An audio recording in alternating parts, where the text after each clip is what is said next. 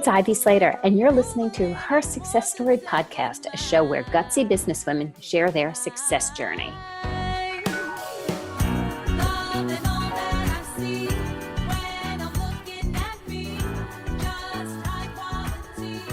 Hi, this is Ivy Slater. Welcome to today's episode of Her Success Story. So today is what we call a content episode. And this is the week of July 4th in the United States. July 4th is all about independence.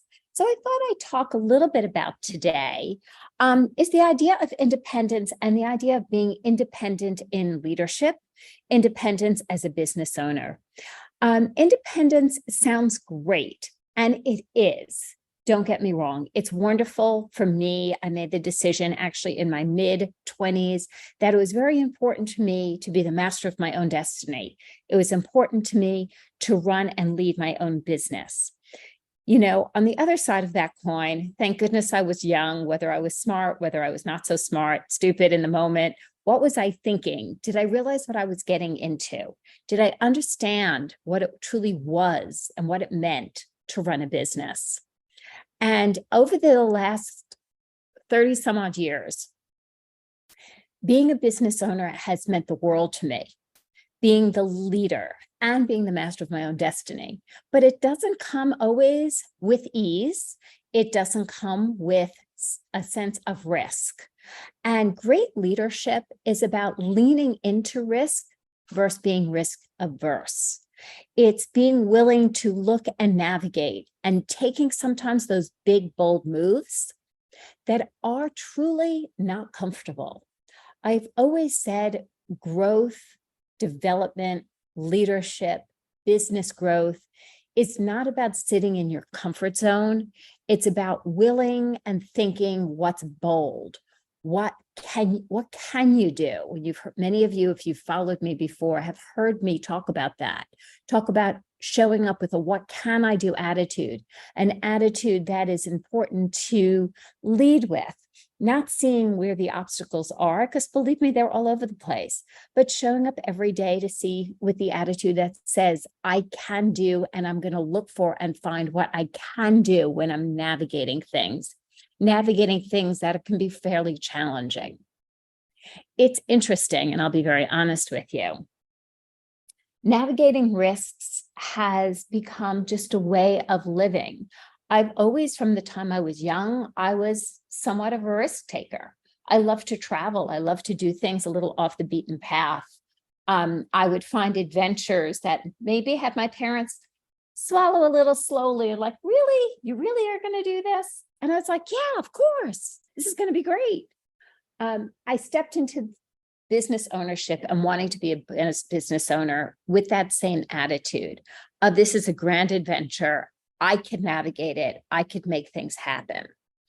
I was speaking the other night at Columbia Business School for a class in entrepreneurship, and I told them that I've led two very successful businesses over the last 30 years. What a lot of people don't know is I tried to open two other businesses before that I couldn't get the funds to open. And funny side story here is my husband and I were just talking about how amazingly successful that very first business would have been all these years later if I could have found the funding. It might not have been what I did for the rest of my life, but it would have been a great, great adventure, a great learning experience, and made a difference in a community and had a great opportunity to build a great business. But funding in my mid-20s was not easy to get. Funding was very traditional. It came from banks, and banks really didn't want to talk to a 26 or 27-year-old with a leased apartment and a leased car. I wasn't such an attractive bet. Be that as it may, I never took no for an answer. And I think this is about what independence truly means to me. It's about navigating those hurdles, the obstacles, the windy path in a road to get to your ultimate destination. That's a sense of independence, that you're going to make a bunch of badass decisions and you're going to make a bunch of piss poor decisions, bottom line. And it's not letting the piss poor decisions stop you from moving forward just knowing I need to make the next decision and the next decision and the next decision. Not all decisions are supposed to be fabulous. Decisions lead you to your next steps. They lead you to a point of being knowledgeable, educated, and getting more and more information. Sometimes that information has us pivot what we're about to do next. I'll tell you, there's been many a times I've developed business plans for my companies that have had to shift or change based on the marketplace, AKA COVID. We created an amazing business plan for 2020 in the fall of 2019. I was really excited. We started putting things in motion by November and December. And the funny thing happened is March, everything needed to shift. But it didn't shift the company. It shifted the way we did things during that time. And we had different success than we ever anticipated. So independence for you, think about it, what it means for you as a business leader. Think about what you can do with your independence. When you navigate things, when you make some of those great decisions, what's your next step? When those decisions aren't so great, what's your next step? Same question, different outcome. But no matter what, those next steps need to keep you in momentum moving forward.